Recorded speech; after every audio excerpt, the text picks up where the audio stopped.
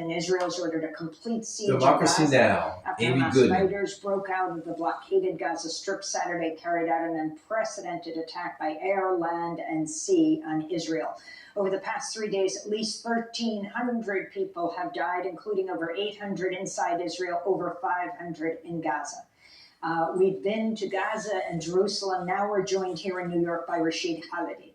Edward Said, professor of modern Arab studies at Columbia University, author of a number of books, including The 100 Years' War on Palestine. Professor Khalidi, thank you for being with us as you listen to voices of Orly Noy in Jerusalem, of Raji Sourani, the human rights lawyer in Gaza, the attack we heard on air live, and Ofer Kassif, the Knesset member of Israel. Can you respond to what has taken place and what it looks like is about to take place?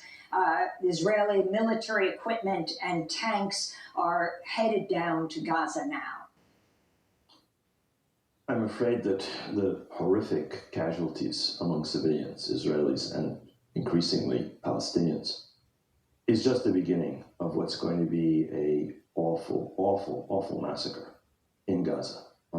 The desire for revenge after the killing of a very large number, hundreds apparently, of innocent Israeli civilians, is going to lead to a horrific massacre in Gaza of probably many more people than we can imagine. And I agree with what Raji said, of course, my friend Raji, who I hope is okay. And I agree with what Orly said and with what Ofer Kassif said. The war crimes don't justify other war crimes, and we are about to see horrific war crimes. But I think there are two things that have to be added. This has to be put within the context. And the context is not just occupation. The context is settler colonialism and apartheid. The people of Gaza, the refugees in Gaza, originate in the areas where Hamas fighters were attacking in the last couple of days. Those were Palestinian towns and villages in 1948. The ethnic cleansing of Palestine led to the cooping up of what are now 2.4 million people in Gaza. Today is Indigenous Peoples' Day in the United States. These are the indigenous people of the southern parts of Israel that Hamas fighters were attacking over the past few days. That's the first thing. The second thing is I think that we're about to see a paradigm shift. The idea that you can coop up 5 million people, put them behind walls, tighten the siege on them, use an eyedropper to allow them some food, some water, some electricity. That idea has exploded as a result of the horrific events of the past 2.5 days. This cannot continue. It's not just a matter of occupation. We have to recognize that you cannot treat an entire people the way Israel, not just under this neo-fascist government, but under all of its previous governments, have treated them. You cannot expel 750,000 people in 1948 and not expect the return of the repressed. You cannot commit daily violence against Palestinians. One Palestinian has died every day this year, in fact, slightly more, in the occupied West Bank. You cannot expect that not to lead to a reaction. The reaction will be violent. The reaction sometimes may include things that are unquestionably war crimes. But that kind of pressure put on an entire people over 3/4 of a century will necessarily, inevitably bring a violent reaction.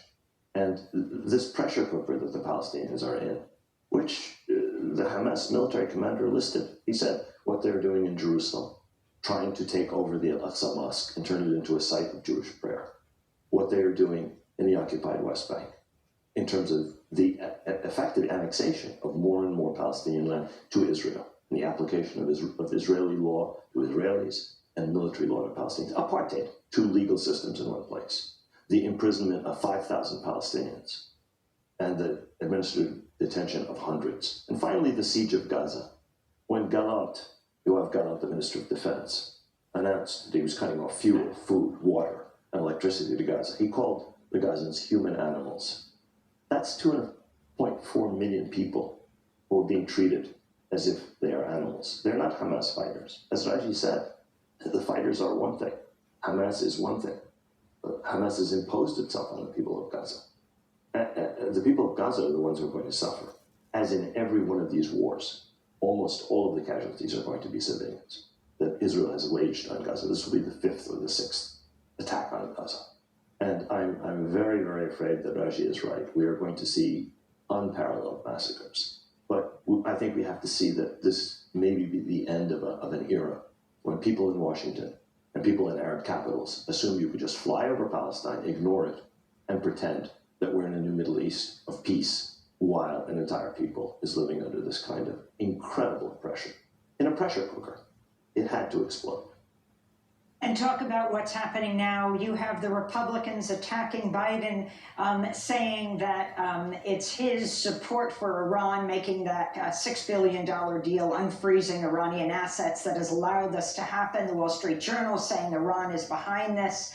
The White House pushing back, Blinken saying they don't have the evidence at this point, what this means. And also Hezbollah on the border of Lebanon and the incursion this weekend as well. Well, I mean, the possibility of a wider conflict should terrify everybody. And instead of moving aircraft carriers, the United States should be trying to defuse the situation. Instead, I think they're blindly going ahead with the policies that they have followed in the past. You do not send presents, as President Biden has done, to an apartheid government that is moving towards basically destroying the protections of the Israeli Constitution for Israeli Jews and annexing the West Bank. And that's what this administration has been doing. That's what previous administrations have done. We finance this occupation. We finance this violence. There are American weapons that are being used today, right now, in Gaza, to kill innocent civilians in violation of U.S. law. And American politicians blithely talk as if they live on another planet. I think, though, that the ground has shifted. And even though American politicians live in Never Never Land, as far as Palestine is concerned, reality is going to intrude itself sooner or later. There is a widespread revulsion across the Arab world against what Israel does in Palestine. Authoritarian, dictatorial, absolute monarchies are trying to ignore that, ignore the feelings of their own people, the sentiments of their own people. That's not going to work. You cannot make peace over the bodies of Palestinians. That's not peace. That is the peace of the dead. And the kind of repression that is being exerted day in, day out, theft of land, expansion of settlements, and so on, necessarily, inevitably, is going to bring a reaction. So whether the people living in Washington, D.C. and in their own alternative reality believe it today or tomorrow, sooner or later, I think that reality is going to dawn. You cannot do this for forever. The National Security Advisor, Jake Sullivan, just 10 days ago said, it has been very quiet in the Middle East, which has allowed the U.S. to move on to other areas of the world. Very quiet, he said. And I'm wondering if you can comment on that. And do you think what led to this attack by Hamas fighters on Saturday had anything to do with Saudi Arabia and Israel normalizing relations at the behest of the United States? I don't doubt that was a factor. I think the basic factor was that people couldn't live under these circumstances. And Hamas has basically acted in a way involving enormous brutality against civilians, things that are unquestionably war crimes. But it has acted in a way to shatter that whole paradigm. I think people are thinking very carefully in places that have normalized with Israel. The other thing that should be said, I think Orly mentioned this, this is a massive intelligence failure on the part of American intelligence, and especially on the part of the Israeli intelligence services. They had absolutely no idea this was coming. They transferred 3 battalions from the Gaza front to the West Bank to protect settler rampages against Palestinians, denuding the towns on the southern borders of the Gaza Strip of the people who could have defended against the attack by Hamas.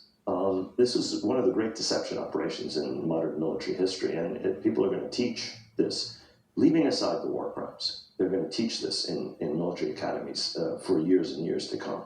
This is on level with the 1973 war in terms of deception, and an entirely mistaken concept on the part of Israelis, thinking that you could do this to Gaza forever and that they would just lie down and take it. And Rashid Khalidi, sorry. This news just came out from Times of Israel, also from the Associated Press. Egyptian intelligence repeatedly told Israel Hamas was planning something big. Warnings were discounted. This, according to an intelligence official in Cairo. Right. Your thoughts on this in the last 30 seconds?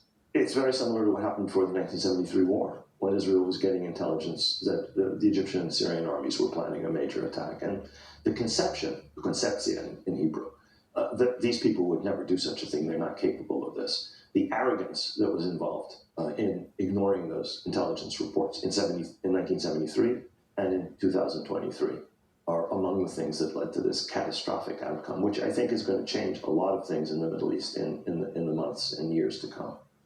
Rashid Khalidi, I want to thank you for being with us. Edward Said, professor of modern Arab studies at Columbia University. His latest book, The 100 Years' War in Palestine. Raji Sourani, Palestinian Center for Human Rights in Gaza, leading human rights lawyer, speaking to us from Gaza as the bombs went off. Ofer Kassif, member of the Israeli Knesset, and Orly Noy, board chair of B'Tselem, Israeli human rights organization. That does it for our show. I'm Amy Goodman. Thanks for joining us.